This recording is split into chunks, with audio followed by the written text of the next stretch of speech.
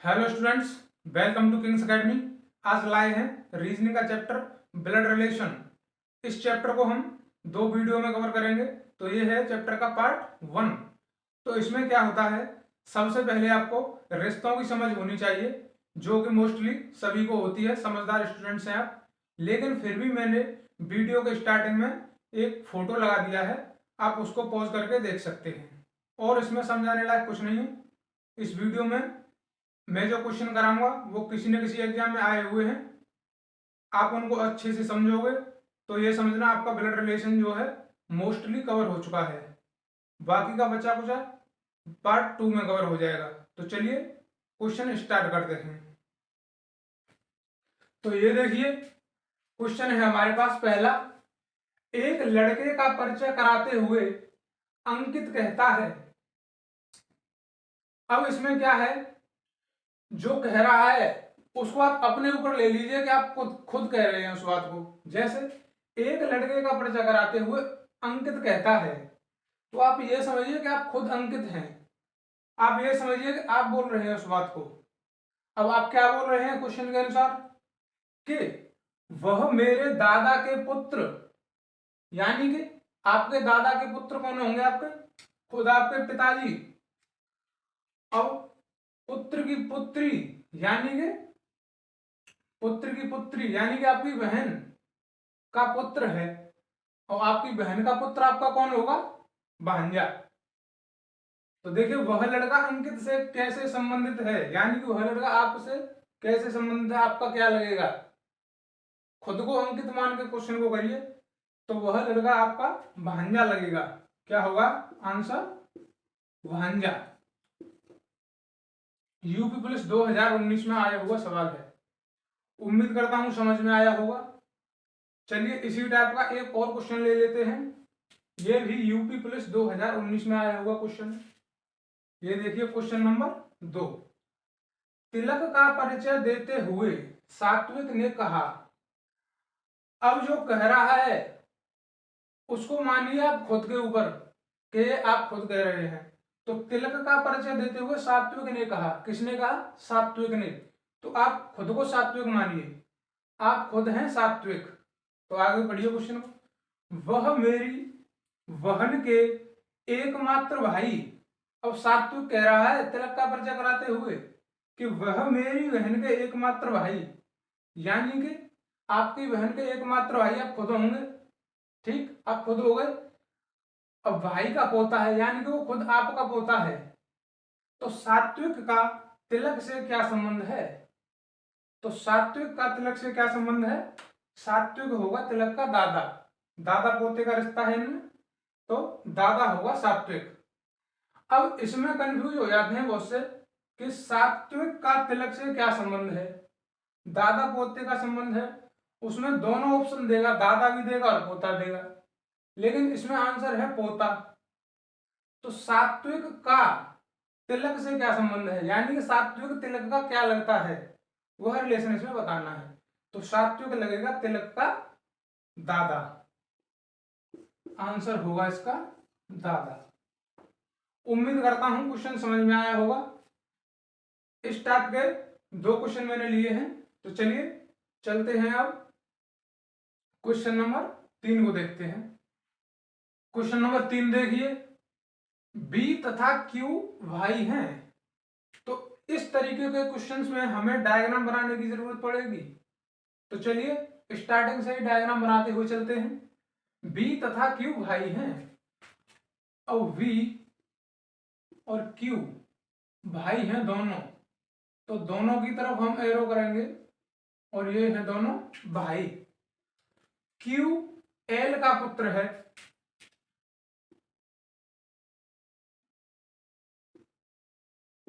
Q L का पुत्र है। पुत्र कौन है, क्यू, किसका, एल का। जो है उसकी तरफ एरो करेंगे, क्यू एल का पुत्र है। समझ में आ रहा होगा। अब एल जे का भाई है, ये एल है, भाई है, भाई किसका, जे का, एल जे का भाई है। अब जे एन का पुत्र है, जे है पुत्र, किसका, एन का, और बी एन से किस प्रकार संबंधित है। एग्जाम में कंफ्यूजन होता है इसी लाइन में, एंड वाली में, कि बी एन से किस प्रकार संबंधित है। अब बहुत से स्टूडेंट इसमें गलत आंसर लगा देते हैं, वो लगा देते हैं एन से बी का रिलेशन क्या है, लेकिन इसमें हमें लगाना है कि बी से एन का रिलेशन क्या है, यानी कि बी क्या लगता है एन का। तो चलिए क्वेश्चन को समझते हैं, आंसर देखते हैं इसका क्या होगा। अब इसमें क्या है, ये हमारा डायग्राम बन चुका है। अब यहां से देखेंगे एन का पुत्र है जे, इधर से देखेंगे एन का पुत्र है जे। अब एल और जे भाई हैं, तो ये एन का पुत्र एल भी हो गया, ये दोनों इसके पुत्र हो गए। अब भाई, अब एल का पुत्र है क्यू, यानी कि इसका पुत्र है क्यू, और ये है इसका भाई, यानी कि इसके पुत्र हैं ये दोनों बी और क्यू। अब ये एल जो है एन का पुत्र है, एल एन का पुत्र है, तो ये बी और क्यू कौन होंगे, एन के पोते होंगे ये। जब ये एन का पुत्र है, अब पुत्र का पुत्र बी से रिलेशन पूछा है, बी एन से किस प्रकार संबंधित है, यानी कि बी एन का क्या लगता है, तो वी एन का पोता लगेगा, पोता। ठीक, उम्मीद करता हूं क्वेश्चन समझ में आया होगा। एसएससी एमटीएस 2019 में आया हुआ सवाल है। चलिए क्वेश्चन नंबर 4 को करते हैं। एसएससी सीजीएल 2016 में आया और एमटीएस 2019 में भी आया है। ए बी की माता है, डायग्राम बना लेते हैं। माता कौन है इन दोनों में, ए, तो ए है बी की माता। ठीक, बी सी का पुत्र है, बी है पुत्र किसका, सी का, जो है उसकी तरफ एरो आएगा, बी सी का पुत्र है। अब सी डी का भाई है, सी है भाई किसका, डी का, डी ई की भतीजी है, ये है ई की भतीजी, भतीजी। ठीक, डी ई की भतीजी है। अब सी ई से किस प्रकार संबंधित है, फिर वही लाइन है कंफ्यूजन वाली, सी ई से किस प्रकार संबंधित है, यानी कि इसमें यह बताना है कि सी ई का क्या लगेगा, सी कौन है, ई का। ठीक, अब देखिए ये यहां पर डी जो है ई की भतीजी है। अब सी और ई का हमें रिलेशन पूछा है, तो ये तो बात वैसे ही लिखी हुई है, इसका हमें कोई महत्व नहीं है इस क्वेश्चन में। यहां से ही यहां तक हमारा आंसर आ जाएगा, सी से ई तक। ये वैसे ये कंफ्यूज करने के लिए, ये क्वेश्चन बड़ा करने के लिए दिया हुआ है इसमें। तो देखिए सी ई से किस प्रकार संबंधित है, यानी कि सी क्या है, ई का। जब डी ई की भतीजी है और ये इसका भाई है सी और डी, तो सी भी ई का भतीजा होगा, भतीजा, सी होगा ई का भतीजा। क्वेश्चन नंबर 5 को समझते हैं। अलका और पलक बहनें हैं, अलका पलक शॉर्ट में लिखा है मैंने, दोनों बहन हैं, तो दोनों की तरफ एरो आएगा और बहन यहां लिख देंगे। मीनाक्षी ऋतिक की बहन है, इसका अलग डायग्राम बनाएंगे। मीनाक्षी है बहन किसकी, ऋतिक की, जो पलक का बेटा है। अब ये जो आपके लिए कंफ्यूजन कर सकता है, ये जो किसके लिए यूज हुआ है, जो यूज हुआ है ऋतिक के लिए, जो बाद में आता है ना उसके लिए यूज होता है जो, यानी कि जो पलक का बेटा है कौन, ऋतिक, तो ऋतिक होगा पलक का बेटा, बेटा है ऋतिक, तो एरो ऋतिक की तरफ है। अब देखिए अलका ऋतिक की क्या लगेगी।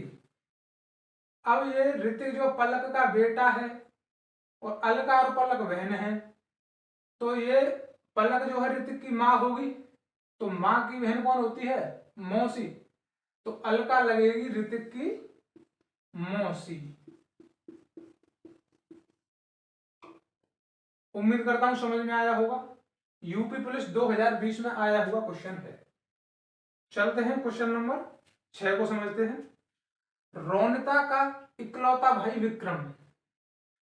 ये देखिए एसएससी सीपीओ एसआई 2020 में आया हुआ सवाल है, तो थोड़ा कंफ्यूज कर सकता है आपको। कोई टेंशन की बात नहीं है, समझते हैं, बहुत ही सिंपल क्वेश्चन है। रोनिता का इकलौता भाई विक्रम, इसको यहीं तक बना लेते हैं। रोनिता का इकलौता भाई है विक्रम, तो इसमें विक्रम को इधर लेंगे। विक्रम है भाई किसका? रोनिता का। ठीक, तो कृतिका की मां सेजल का पति है, ये की होगा यहाँ पे। कृतिका की मां सेजल का पति है। अब कृतिका की मां कौन है? सेजल, तो कृतिका की मां सेजल है। ठीक, कृतिका की मां सेजल, ये बनेगा डायग्राम। का पति है कौन? विक्रम, तो सेजल का पति है विक्रम, ये बनेगा डायग्राम। अब देखिए रोनिता की मां चांदनी, और रोनिता की मां दी है इसमें चांदनी, और सी फॉर चांदनी। चांदनी कौन है? रोनिता की मां है। रोनिता की मां चांदनी का कृतिका से क्या संबंध है? यानी कि चांदनी जो है, ये चांदनी है, कृतिका की क्या लगेगी ये बताना है इसमें। तो देखिए ये रोनिता जो है चांदनी, वो चांदनी रोनिता की मां है। ठीक, अब ये रोनिता का भाई है, तो विक्रम की भी मां होगी चांदनी।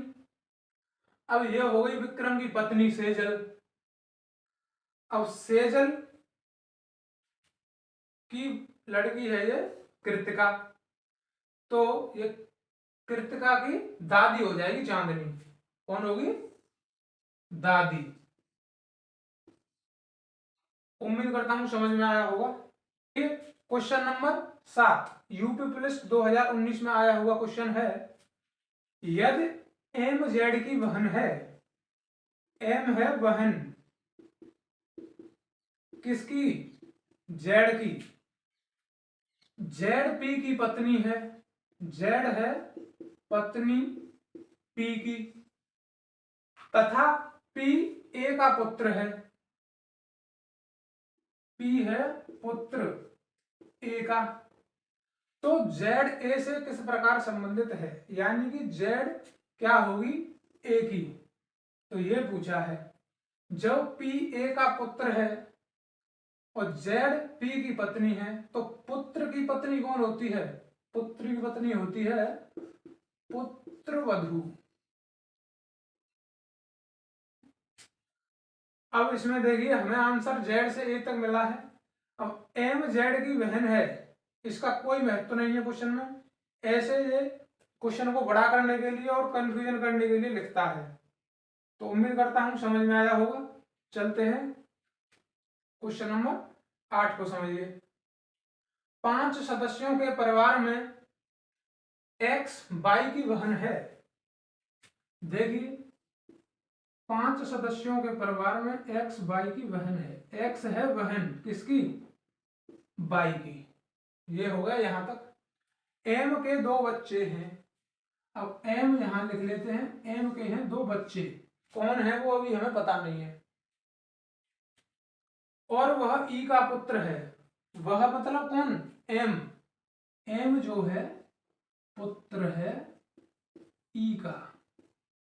ठीक, जो कि एच का ससुर है। ये जो कि यूज हुआ है ई के लिए, यानी कि ये है ससुर ई। ई है ससुर किसका? एच का। एच का केवल एक पुत्र है। अब देखिए वाई ई की पौत्री नहीं है। ये परिवार में 5 सदस्य हैं, तो 1 2 3 तो ये हो गए। अब ये दोनों जो बच्चे हैं, तो ये एम के बच्चे होंगे, ये होंगे एम के बच्चे, एक्स और वाई। तो ये तो एक्स जो है वाई की बहन है, दे रखा है, अब इस लाइन को देखिए, एच का केवल एक पुत्र है, समझते हैं। एच का ससुर है कौन? ई। अब ससुर का पुत्र कौन होगा? एच का पति। तो ये एच और एम जो है आपस में पति पत्नी होंगे। ये होगी एच जो है एम की पत्नी और एम होगा एच का पति। अब इन दोनों के हो जाएंगे ये बच्चे एक्स और वाई। जब इसमें दे रखा है कि एच का केवल एक पुत्र है, एक्स और वाई एच के भी बच्चे हैं, एम के भी बच्चे हैं, तो जब ये लड़की है, बहन है, तो ये हो जाएगा वाई हो जाएगा लड़का। ठीक है। अब इसमें देखिए ये डायग्राम इसका बन चुका है कंप्लीट। अब इसमें पूछा क्या है, एक्स ई से किस प्रकार संबंधित है, यानी एक्स जो है ई की क्या लगेगी। जब ये एक्स वाई का पिता है एम और ये ई जो है इसका पिता है एम का, तो ये एक्स जो है पौत्री लगेगी ई की, एक्स हो जाएगी पौत्री या नातिन, कुछ भी कह सकते हैं। तो उम्मीद करता हूं समझ में आया होगा। एसएससी सीएचएसएल 2019 में आया हुआ क्वेश्चन है। देखिए क्वेश्चन नंबर 9 यूपी पुलिस 2018 में आया हुआ क्वेश्चन है, समझते हैं। यदि ए बी का पिता है, यदि ए है पिता किसका है? बी का, और बी सी की माता है, बी है माता किसकी? सी की, और सी डी की पुत्री है, ये है पुत्री किसकी? डी की। तो ए और डी के बीच क्या संबंध है ये पूछा है। देखिए डी की पुत्री है सी, अब पुत्री की माता यानी कि हो जाएगी डी की पत्नी, बी जो है डी की पत्नी होगी, ये हो जाएगी पत्नी डी की। अब पत्नी का पिता यानी कि ए, पत्नी का पिता कौन होगा? ससुर। तो ये ए जो है ससुर होगा डी का, और डी जो है दामाद होगा ए का। ए और डी के बीच क्या संबंध है? तो ए और डी के बीच ससुर और दामाद का संबंध है। अब इस तरीके के क्वेश्चन में जहां पे और लगा आएगा ना, तो ऑप्शन में या तो ये ऑप्शन मिलेगा लिखा हुआ या ये ऑप्शन मिलेगा, दोनों ऑप्शन कभी नहीं मिलेंगे। यदि यहां होता कि ए से डी का क्या संबंध है, से लगा होता है, तो उसमें दोनों आ जाते हैं ये कंफ्यूज करने के लिए स्टूडेंट्स को। लेकिन यहाँ पे और लगा हुआ है, तो या तो ये आएगा या ये आएगा ऑप्शन में, तो ससुर और दामाद का संबंध है। चलिए समझते हैं क्वेश्चन नंबर 10। एसएससी सीजीएल 2020 में आया हुआ क्वेश्चन है। अर्श शिवम का पिता है, ये देखिए अर्श है पिता किसका? शिवम का। ठीक। और ध्रुव विमला का पुत्र है, अलग बना लेते हैं। ध्रुव है पुत्र किसका? विमला का। ईश्वर अर्श का पिता है, अर्श ये है, तो इसका पिता है ईश्वर, पिता ईश्वर अर्श का पिता है, ये भी बन गया। यदि शिवम ध्रुव का भाई है, ये रहा शिवम ध्रुव का भाई है, तो ये दोनों आपस में भाई हो गए, इसलिए एरो दोनों की तरफ लिया है। तो विमला ईश्वर से किस प्रकार संबंधित है? अब ये है विमला, विमला का पुत्र है ध्रुव। ठीक। अब ये इसका भाई है, तो ये शिवम और ध्रुव दोनों विमला के पुत्र हो गए। अब इनका है पिता अर्श। ठीक है, तो ये हो गए दोनों पति पत्नी, तो ये विमला जो है अर्श की पत्नी हो गई और ये अर्श जो है विमला का पति हो गया। अब ईश्वर जो है अर्श का पिता है, यानी कि विमला के पति का पिता कौन होगा? विमला का ससुर होगा। ईश्वर से किस विमला ईश्वर से किस प्रकार संबंधित है? तो ये ससुर हो गया ईश्वर विमला का, तो विमला हो गई ईश्वर की पुत्र वधू।